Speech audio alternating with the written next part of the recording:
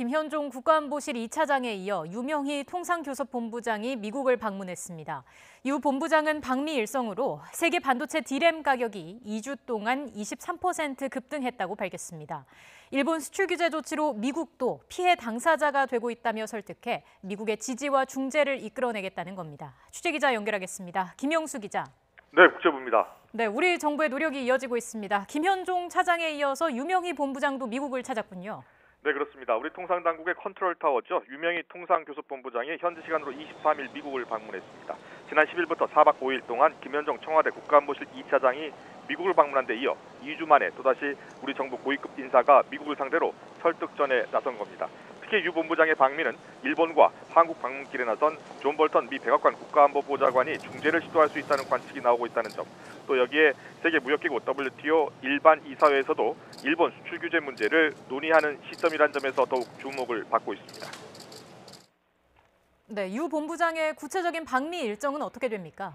네, 미국을 찾은 유 본부장은 워싱턴 DC 인근 덜레스 국제공항에서 특파원들을 만났는데요. 일정은 지금 계속 조율 중이어서 확정적으로 말하기는 그렇고 결과를 다 마치고 돌아갈 때 밝히겠다고 말했습니다.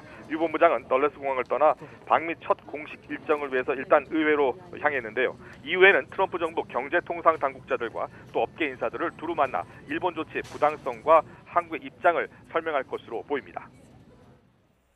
자, 유 본부장의 방미 활동, 김현종 차장의 방미와는 다소 다르게 이루어질 것 같습니다. 어디에 주안점을 두는 건가요? 네, 맞습니다. 김현종 국가안보실 차장은 안보동맹의 관점에서 일본의 보복 조치를 설명했다면 유명희 본부장은 통상 관점에서 설명을 하게 됩니다.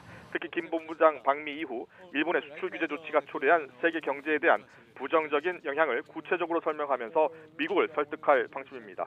일본의 수출 규제 조치로 삼성과 하이닉스 같은 한국 기업이 고통을 겪고 있지만 미국을 비롯해 세계 경제도 피해 당사자가 될 것이라며 그런 현상이 이미 가시화되고 있다는 논리로 엄중 대응의 필요성을 미국에 인식시키겠다는 겁니다.